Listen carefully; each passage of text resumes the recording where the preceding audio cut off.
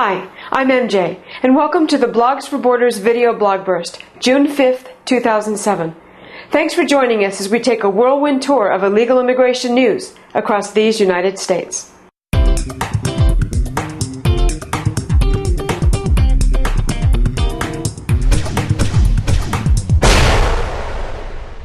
Meet Noe Alleman, a former Border Patrol agent convicted of conspiracy to defraud the U.S. government, alien smuggling, and harboring illegal aliens, and set to begin a 6-month prison sentence next week. But here's the catch. The illegal aliens in question were 3 nieces whom he and his wife had legally adopted. Confused by all this legal wizardry? We were too. So we took a peek behind the curtain, and you'll never guess who we found. U.S. Attorney Johnny Sutton, Assistant U.S. Attorney Deborah Canoff, and U.S. Judge Kathleen Cardone. That's right, the same presidential wet dream team who aggressively went after Agents Ramos and Campion, Gilmer Hernandez, Gary Brugman, and the list goes on. This is a long story with much detail. We're going to give you a condensed version today because of time limitations, but please visit our site for more details and links to other coverage. The Allemans were awarded custody of the girls on February 12, 2004. At that time, Agent Alleman procured a temporary visa for the girls to come across the border for court proceedings. This type of visa is generally issued for a period of 90 days. Unfortunately, the Allemans didn't note that their visa had been issued for 1 day only. In addition, they found that the girls' ages were listed incorrectly. They contacted immigration authorities and their lawyer to address these issues, which they thought were merely typos, through the proper legal channels. The immigration office notified the Allemans that their paperwork had been approved and that they should bring the girls along when they picked it up. The Allemans showed up as instructed, and Noe and the girls were arrested on the spot. Alleman says that the girls were wrongfully interrogated without a lawyer present, at which time the authorities tried to get them to say that their adopted father had abused them. He also reports that 2 of the girls were held in detention for a year, with no contact or communication allowed with their adoptive family. We asked Noe, who has been making ends meet by mowing lawns and doing pickup roofing work, how average Americans can help. His response? People can pray and write your congressman. Well, we think that we the people can do more. As things stand, the Alleman family will lose their home due to his lost income for the next 6 months. $1,000 a month would see them through. That's just 100 people willing to help out with $10 a month. We're working with Noe to get his own PayPal account set up with last-minute notice. We hope to have the button on our site by the time you're watching this, and on as many blogs as are willing to join us in standing behind this American family. If you don't see the button on our site, please check back. It will be there, ready and waiting for your generosity as soon as we can get it there. Thanks from the bottom of our hearts, and from this American hero and his family.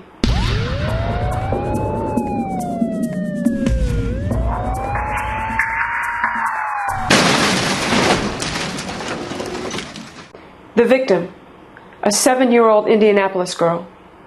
The criminal, Jonathan Castillo, illegal alien.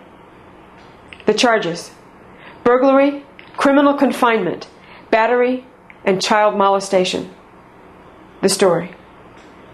Dirtbag Castillo, who confessed in court, donned a ski mask after a night of drinking, broke into the little girl's 3rd-floor apartment, and snatched her. He carried her to a nearby apartment, where he assaulted her so brutally that the 7-year-old required surgery. When the girl's family discovered her missing the following morning, they went out to search for her and observed a man carrying her down the road. When he saw the family, he dropped the girl and ran away. Police later arrested him based on evidence provided by his girlfriend. Of course, if our government had been doing its job, this jerk wouldn't have been here, and a 7-year-old girl might be recovering from a hard day swimming at the pool, not a vicious physical assault, making this crime 100% preventable. The victim, a 13-year-old Colorado girl. The accused, Eduardo Bocanegra and Apolinar Ortega Valtierra, illegal aliens. The charges: kidnapping, rape, and sodomy. The story. These two scumbags are accused of kidnapping the 13-year-old girl, then taking turns raping and sodomizing her. Her mother says the attack was so violent that the girl bears permanent scars, and those are just the physical ones. The girl, still traumatized, dropped out of school and is suicidal. Her mother lost her job due to the amount of time she's missed for court proceedings, and says her daughter wishes she hadn't come forward. Of course, if our government had been doing its job, these two jerks wouldn't have been here. And a 13-year-old girl might have been anticipating the family's summer vacation to Disneyland, not dreading the next time she has to face her illegal alien attackers in court, making this crime 100% preventable. The victim, a young British woman in America on an internship. The criminal, Joel Armando Romero, illegal alien from Honduras. The charges, kidnapping and aggravated sexual assault. The story.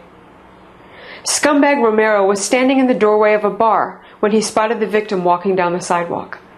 His claims in court that he tried to strike up a conversation with the victim and that she solicited him for sex caused the judge to halt the proceedings and remind the dirtbag that he was under oath.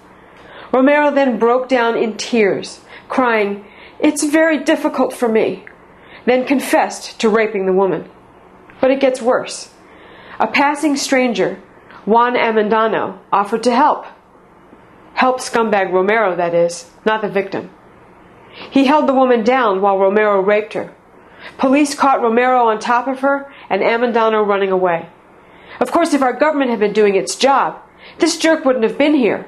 And a visitor from another country, who respected ours enough to come legally, would have been enjoying her stay in America, not being raped by an illegal invader, making this crime, like all crimes committed by illegal aliens, 100% preventable.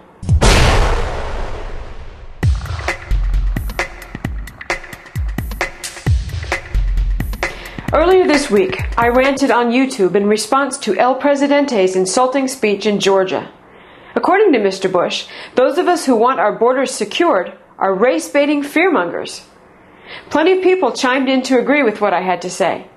One upstanding young man dissented and provided this courageous, fact-filled video response to debunk my position.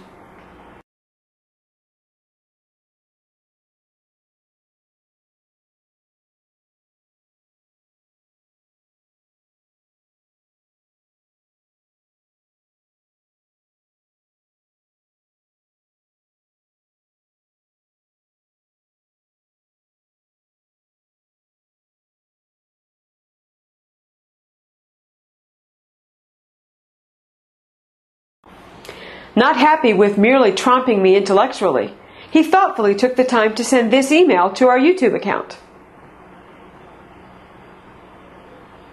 That's right. The nice young gentleman has promised to shoot me if I show up in his neighborhood, which incidentally, or not, is where Elvira is holed up at Adalberto, which is where Associate Pastor Betty attacked us and broke our camera.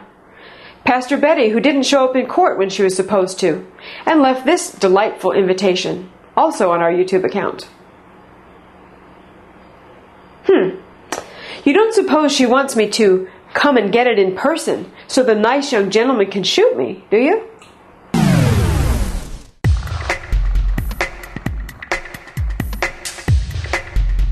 President Bush says it's not amnesty. Senator McCain says it's not amnesty.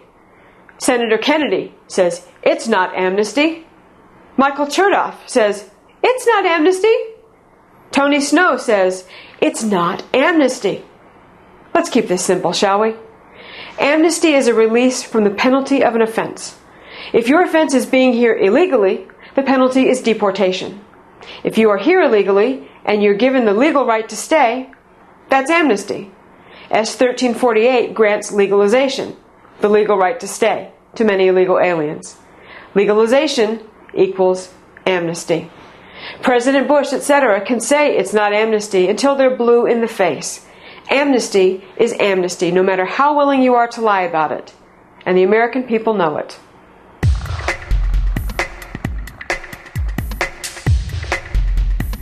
Thanks as always for clicking into this week's edition of the Blogs for Borders video Blogburst.